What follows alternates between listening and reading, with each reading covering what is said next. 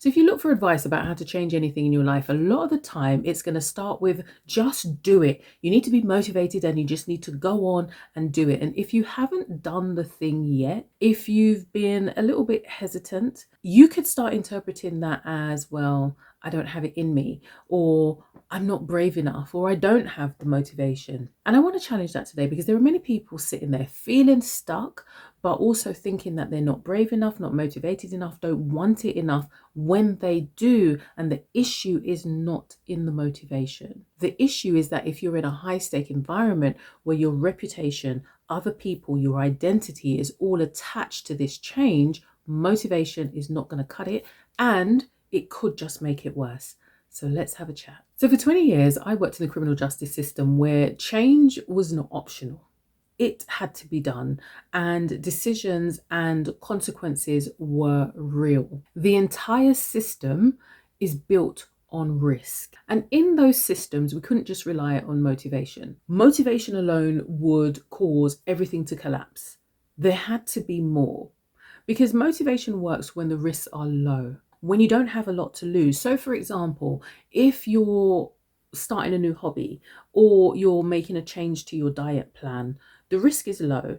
If you fail, the bounce back is easy. It's not going to be detrimental. You're not going to lose too much, at least not in the short term. And the timeline can be flexible, and usually the timeline is short. So motivation is really good for things like that. But when the stakes are high, when your financial reputation may be linked to it, when your reputation is linked to it, there's reputational risk, where you are managing other people's expectations or you're responsible for other people, motivation doesn't cut it. And in these circumstances, motivation does not create movement. What it does do is create pressure. And we know that pressure creates stress, and stress leads to burnout. So think about teams under pressure, or you may be a leader who is implementing a new change to your team. There's a new change to policy or practice. When you look around your team, you're going to see some who might be overthinking. You're going to see some who are hesitating. You're going to see some who are just quiet, not saying anything, not doing or saying anything. And you're going to see some who are just going to say yes to everything because they just want to get through it and they have no clue what's going on, but they're saying yes and going through. And as a leader, I can tell you that when that happens, the leadership will look around and they will give people labels. Some of them will be labeled as lacking in confidence. Some might be labeled as fearing change.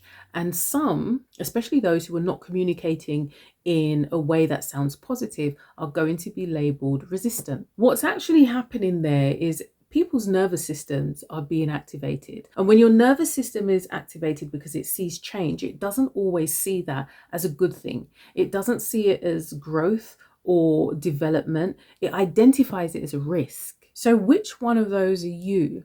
How do you show up when there's change? Are you the person who is compliant?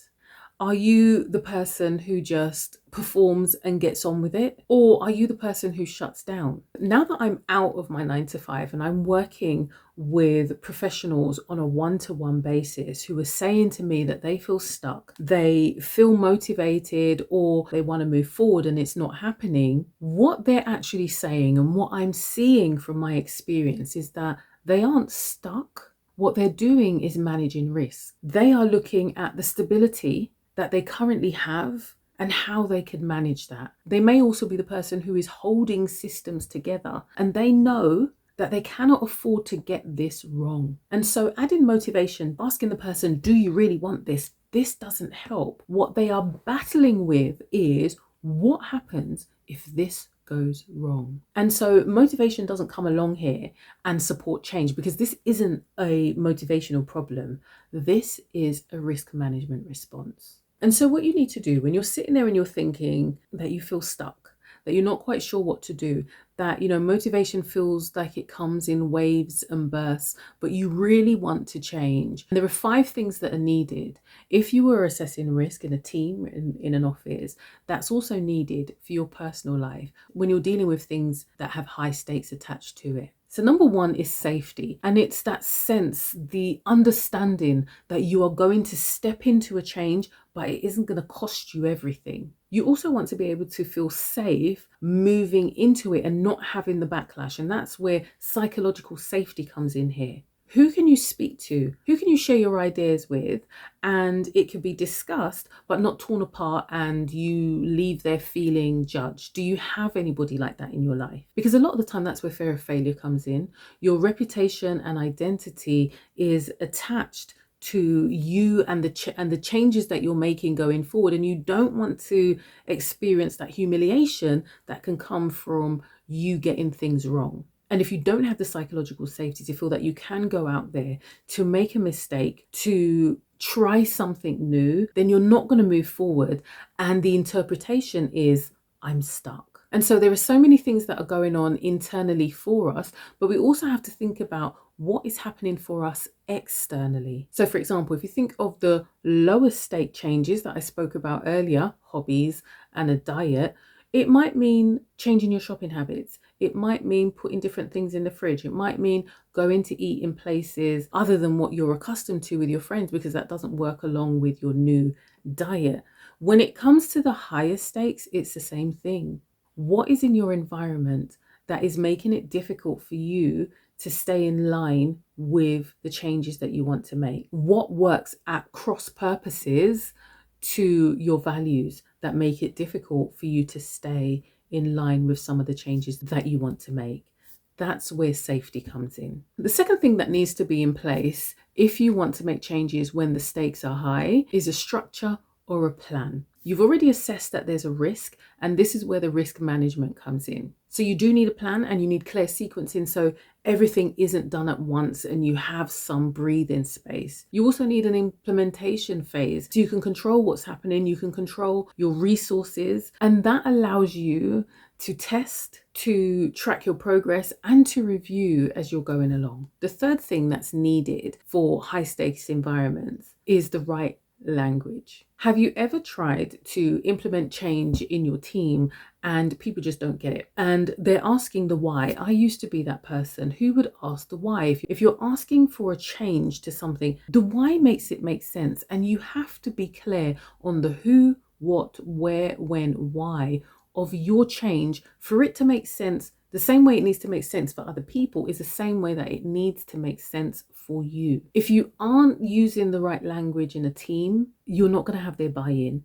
They're not going to be able to take responsibility for their actions or the success of it and moving forward. And it's the same way that if you aren't clear on why you want to make these particular changes in your life, it's not going to be linked to your purpose. You will have no credibility and you won't even know the boundaries in which you're expected to work in. Think back to the team. If a team doesn't know the why, they might go along with it, but what you're going to have is false compliance, and many times you're going to have a lot of resistance. So being very clear on your language speaks to your credibility, and being very clear on your why also helps with your psychological safety. And that's important as well, because others will ask you why you're making those changes. And if your why isn't clear for you, then their why, when they're saying, why on earth are you doing this, is going to be a lot louder than your why. And it could totally derail you and knock you off course. So being able to articulate the who, where, what, when, why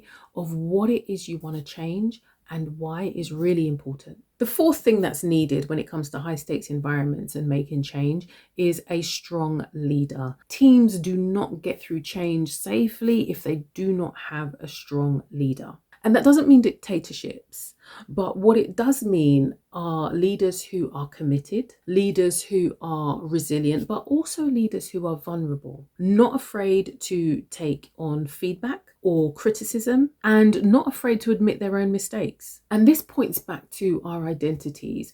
Who are you? If you're looking at making changes in your life, are you still thinking like a follower, or are you showing up as a leader? Are you open to criticism and feedback? Are you flexible? Are you resilient? Are you open to learning? Because in order to lead others, we first must be able to lead ourselves. And those are all characteristics of a good, strong leader.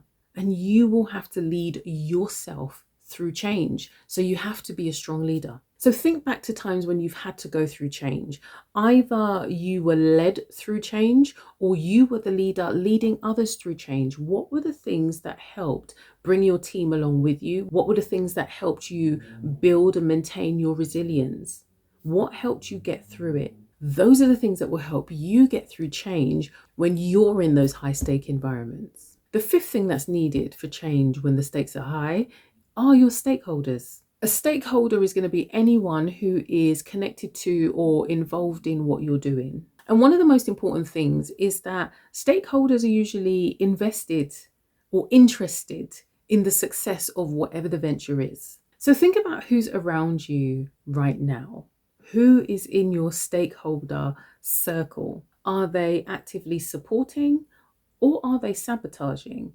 It's really important to know what role people are playing, especially those who are closest to us. If you think about leading a team, you're the one that your team is going to look up to. And you need people in that team who are going to share the vision and be part of the plan. And in fact, teams work better, especially when you're going through change, when you have the buy-in of the people that are around you. They have to share that vision. They have to own the plan as well. So in the same way as you as an individual, looking at making changes in your lives, look at who is around you. Ask yourself, who are your stakeholders and who is part of your plan? Who shares the vision? These could be family members, partners, friends, children. And even though many will be around you, they will more than likely share in your success. They might not always have an active part. However, it's really important to understand the fact that they are there and that they are a stakeholder in whatever it is that you're doing means that when you're making decisions, you are going to be influenced by them. And this is where you need a balance in your stakeholders. Do you have people in your life that you can go to speak without judgment, who are not directly involved in the day-to-day runnings of you as an individual? In short, do you have a coach? Do you have a mentor? Do you have people that can hold you accountable? Because what that does is help minimize resistance. They are one step removed from you personally and intimately, but they speak the same language when it comes to business and growth. And so those stakeholders are good to invest in because they help minimize resistance and they help you to expand your vision. They can also help you analyze risks from that place of being objective, and they will provide support. When all of those 5 things are present, motivation is optional. If you don't have those in place, if you don't have those 5 things in place and you are thinking that motivation alone is going to get you through, it's literally like pushing something through, if you're forcing something through and there's resistance, what's going to happen to that thing? It's going to break. And that's how you end up, that's how you feel stuck, but then you end up in burnout. And that's why, think about if something's stuck, you're trying to close the drawer. What do? You don't just keep pushing. You open it. You look at where the issue is. You move that pesky fork that's in the way, and then you close it. People move not through pressure and because they are pushing themselves or forcing themselves. They move because it's now possible, because the restrictions have been moved away. And so that's what a good risk management plan does. So if you're sitting there and you're watching this and you're thinking, oh, yeah, I felt stuck and I feel as if I want more, but I don't know what to do. And I've gone around this a few times. What you need to start thinking about is, where can you reduce the unnecessary risk? Where can you increase your internal and your external safety so that you feel psychologically safe to move forward? And how do you create a structure that makes you feel safe before you take action? That's how you create change from a place of safety rather than pressure. So if that resonates, I'd love to hear from you. Which one of those 5 would you need to bolster up and secure so that you feel more psychologically safe moving forward in change? Send me your comments below or send a message. I'd love to hear from you. Until the next video, bye.